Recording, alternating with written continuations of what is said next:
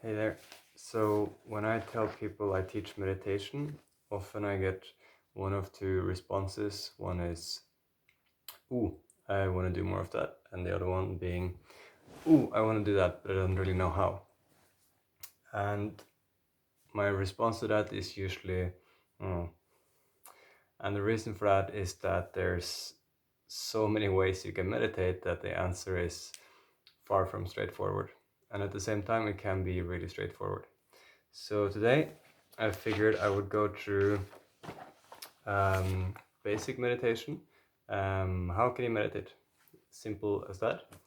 And then I will look into why the answer is a lot more complex. I will look a little bit of why you would meditate, maybe which effects you can achieve, and I will go through a whole bunch of different meditations. So to start with a very simple, how do I meditate? What you might consider as a classical meditation or meditation that you will hear about anywhere is just focusing on your breath, repeatedly putting your attention back to your breath. So you can choose one of three locations to focus on your breath, either your nostrils, your chest, or your belly. And what you would do then, if we put the belly as an example, or chest, because you can actually see it here, is that you simply focus on the sensation of the chest rising and the chest falling. The chest rising and the chest falling. This is very exaggerated, and you shall not force your breath. It's just to give a better picture of how you do it. So you would follow your breath or the sensations of the breathing mechanism in one of these three locations.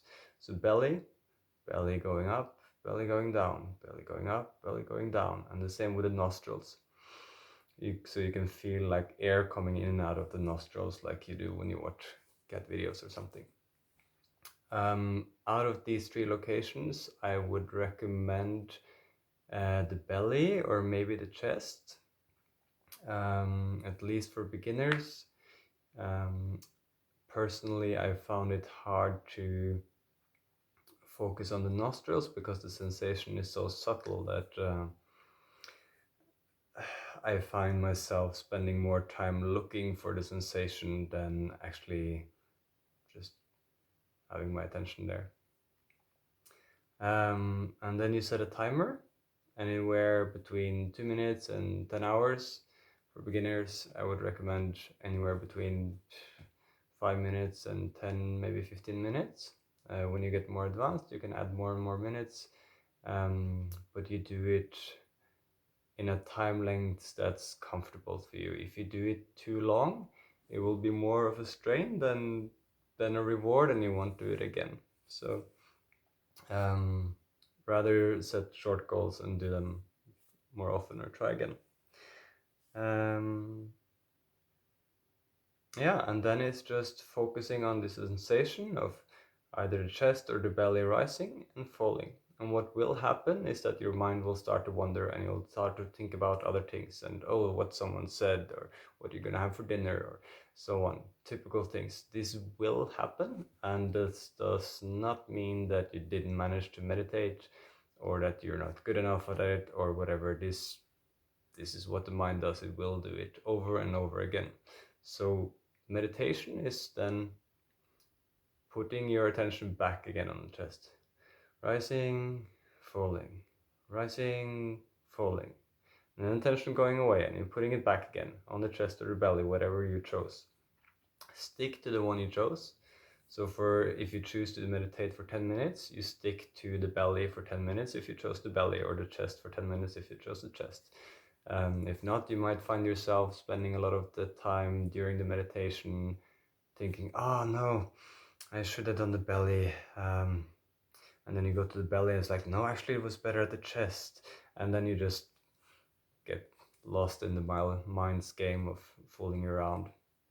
So just choose the location and then stick with that for that duration of the meditation. And then you can rather evaluate if you want to do a different location for the next meditation after the meditation is finished.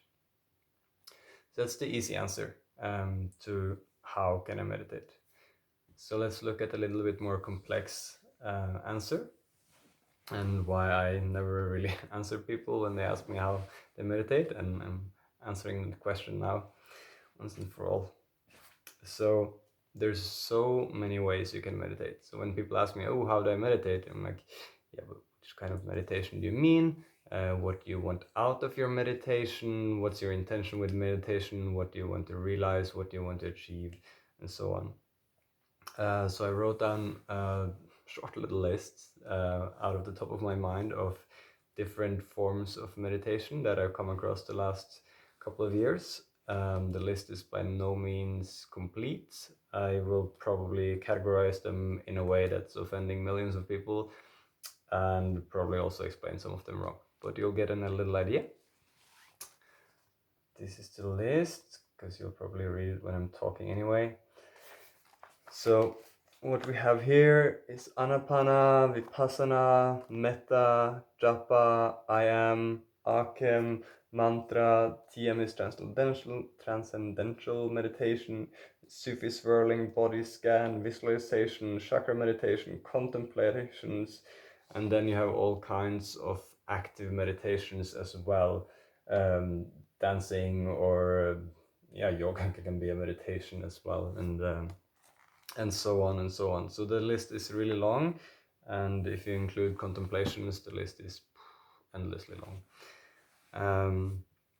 So to look a little bit and explain the different meditations, hoping you can see it here. Anapana is focus on the breath, the one I just explained, with focusing on the nostrils, chest, or the belly. And then we have Vipassana, which is the meditation you would do during a Vipassana retreat. You would also focus on physical sensations, but you would extend your focus of attention after the initial rising, falling, rising, falling. You will add another third element, and a fourth element, and a fifth, and sixth, and seventh, and the proper monks can easily do 10 elements, where basically every second you notice 10 different objects. So you would notice chest rising, chest falling, body sitting on the ground, chest rising, chest falling, body sitting on the ground, and then you would add another object, chest rising, chest falling, body sitting on the ground, and then feeling the sensation of the whole body. Rising, falling, body sitting, whole sensation. Rising, falling, body sitting, whole sensation. And then you add and add and add, and eventually you come into a rhythm where that kind of takes over. That will probably take you 3 days of continuous meditation, 14 hours a day or something. But when you got into that rhythm, it's really fascinating. And then you have metta meditation. That is Buddhist meditation of love and compassion. Practicing to feel love, basically. All of these three, the Anapana, Vipassana, and Metta, I'm going to classify as typical Buddhist meditation. Someone might hit me in the head. And then you have a Japa, which is reciting the name of don't know if you can do any holy object, but especially a spiritual teacher or guru or something. So you can go Om Namah Shivaya, Om Namah Shivaya, Om Namah Shivaya, Om Namah Shivaya. And then you have also different kinds of, we have mantra meditations there. Yeah, so for me it would be Om Namah Shivaya, Om Namo Shri Sharada, Om Namo Shri Sharada, Om Namo Shri Sharada, one of my gurus. And then we have I Am, which is, I don't know if you can call it I Am meditation, but in the Advaita tradition, that is the state you would be sitting in. So you would get yourself into a state, so to say, of I Am, or very pure consciousness, and just sit in that state and let that do its job. Then you have the Akem meditation. That is a Western meditation, I would say, like where the Western tradition have deprived or taken out all spiritual aspects of the meditation and are only stuck with the very pragmatic effects of meditation, and is then more suitable for non-believing traditions, or you can typically see them in universities maybe, and where meditation have sparked interest, but people aren't really open for the spiritual or religious aspect of it. There as well in Akem, as far as I've understood, they give you a mantra to recite, just like in kind of like in japa, but also like in a mantra meditation where you recite a mantra that is either given to you by a teacher or guru, or you find one in another means of something. The same with transcendental meditation. I do think that's also a mantra you receive. I haven't done this myself. Then you have Sufi swirling, which is a really fascinating one. Sufi swirling, as in the Sufi tradition. There's also different kinds of Sufi meditations, the swirling being one of them, where you spin around. So you spin and you spin and you spin like your whole body easily for 40 minutes or hours. And then you have body scan, where it's a bit like a Shavasana, if that's the guided part of the Shavasana. Yeah, so you would go through all your different body parts and feel the sensations in those different body parts. Then you have visualizations, can be used a lot in tantric meditations of visualizing holy objects, or it can be more in like New Age traditions of like journeys, meeting your angels or guides or something like this. And yeah, Tantra meditations. Tantra has a lot of different meditations as well. Like looking at yantras and malas and different holy symbols, and meditating on sounds or smells, or yeah, you can meditate on a lot of different things. Yeah, or chakra meditation, meditating on different chakras, getting more in touch with different chakras. And then we come to contemplations, which is a huge topic. Don't know if you would classify it as a meditation or if that's something you do after a meditation.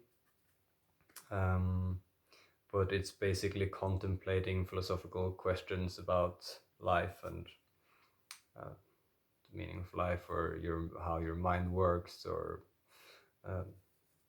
philosophical existential questions. And then others have activities as more physical meditations of dancing or moving or stuff like that. And then you might ask, oh, how about knitting? I like knitting. And yeah, knitting can also be a meditation. What these meditations have, most of them have in common, is that they're either taming, controlling, or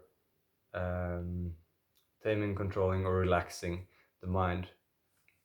And most of them have you repeatedly put your attention on a neutral or a virtuous, like a holy object. So if you go to the question of can I do knitting as a meditation, yes, because it can be a neutral object, and at the same time knitting is maybe something you start doing automatically and you lose track. So after 10 minutes you're just sitting there and automatically knitting and your mind is flowing off. Is video games a meditation? It can almost seem like it after you played or while you're playing, because you get a relief from your mind. So what you would do in the other meditation is that you tame, relax, or control your mind, and this has a pleasant sensation of peace and tranquility. So what you can see with video games is that you're distracting yourself so that you don't feel all the emotional stuff that's going on or the thoughts that's going on. So it might feel like a meditation, but you're actually just stirring your mind even more because you're activating your mind instead. So that's covering a lot of different forms of meditation. And then why do you meditate? And which one do you choose?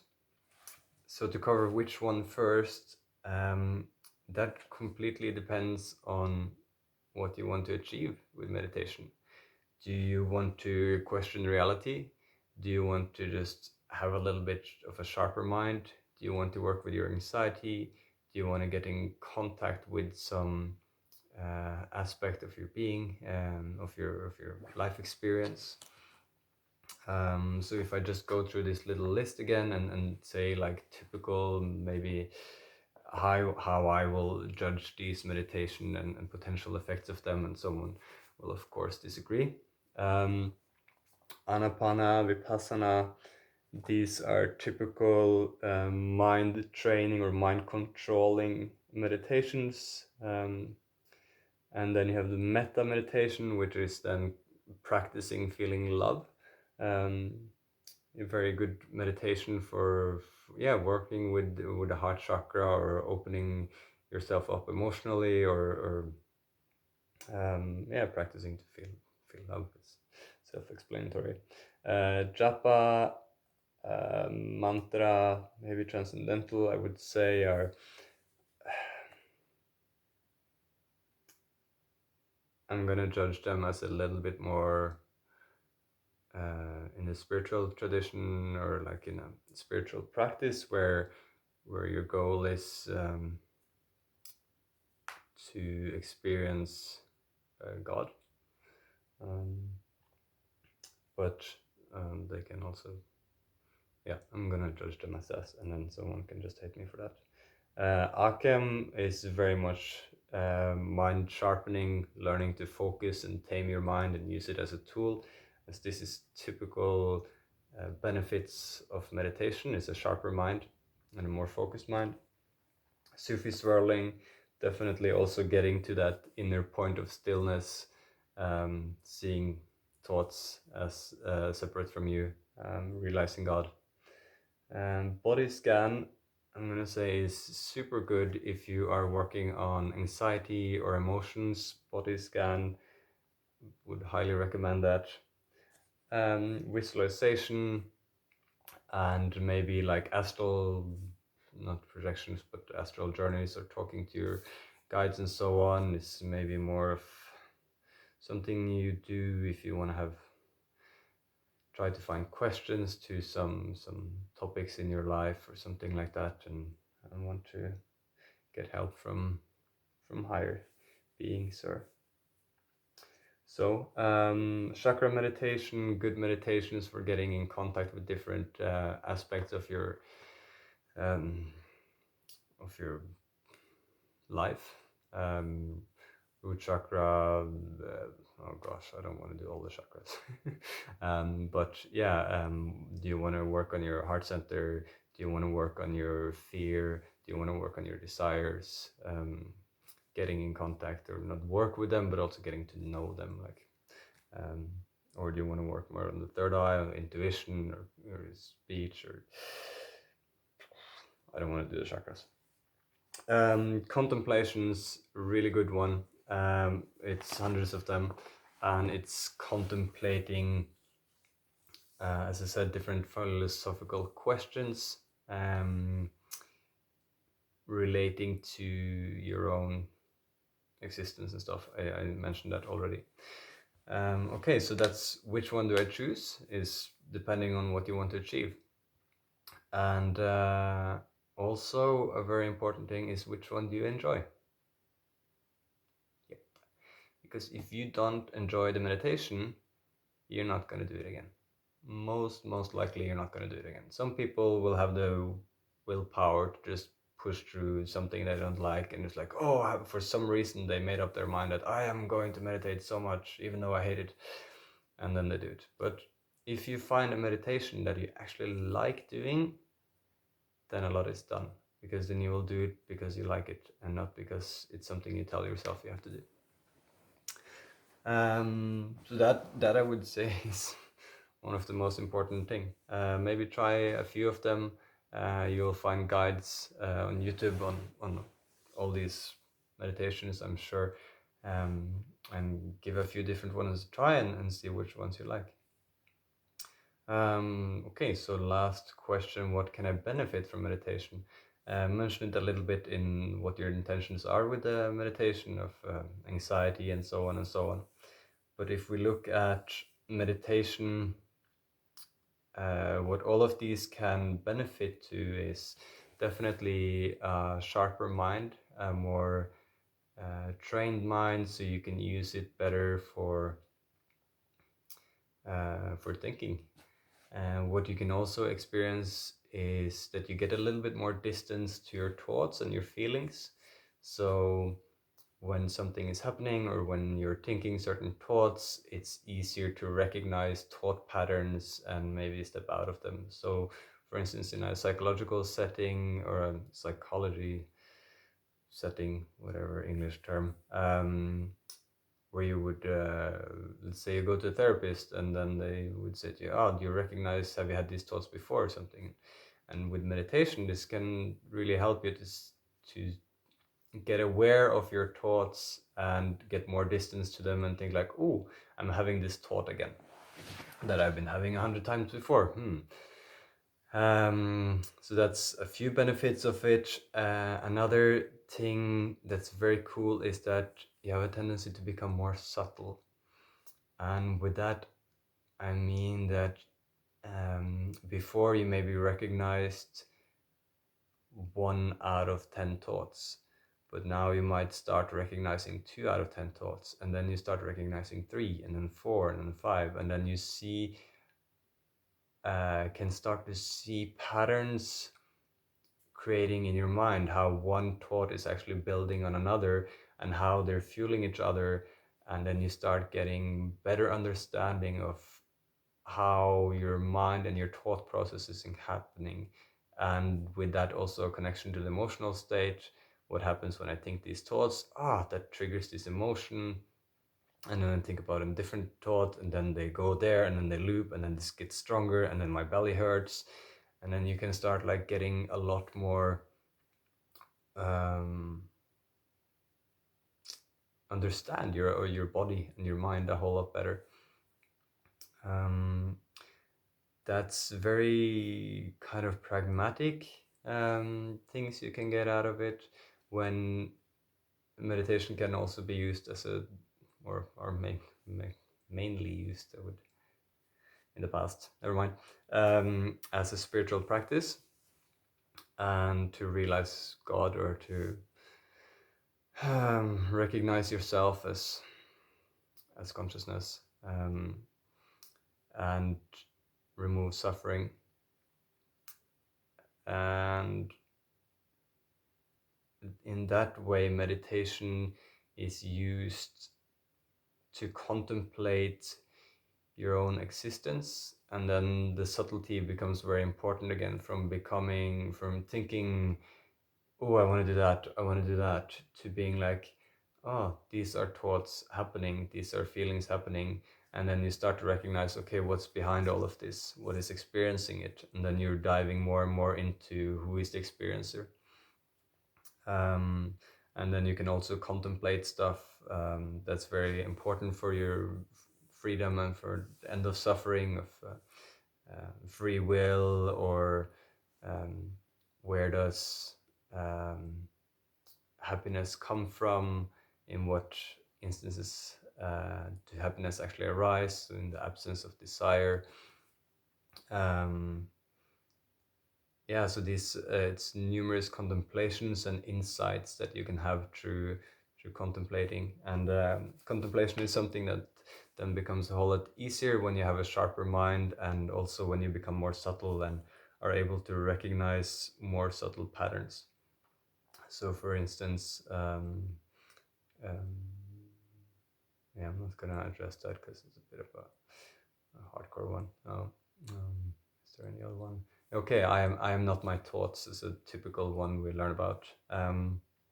So what will happen when you start, or what may happen when you start meditating a lot, is that you see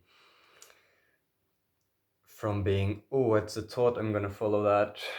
You start like, oh, this thought, and I actually didn't have to pick it up and follow it. And then you will see, ooh, other ones. And then you can start getting distance to your thought, recognizing that, oh, I'm actually experiencing my thoughts. My thoughts are happening somewhere in my mind or whatever, but I'm not my thoughts. And this happens, or may happen, as a result of meditation, and it will give you more distance to your thoughts, and probably also a better connection with yourself and your inner values and inner emotions. And then, for instance, where does happiness come from? Might be easier to see. I might do another video on that, but seeing that happiness doesn't come when you achieve what you wanted because you got what you wanted, but it actually comes because you stopped wanting something. And this becomes a whole lot easier to recognize and to contemplate when you have a bit of a sharper mind and a subtle attention to yourself. So that's 27 minutes now. I think I covered hopefully a lot, and yeah, free feel to post some questions or some hateful comments like a true YouTuber, and maybe I make another video and answer your questions. Namaste, Shalabais.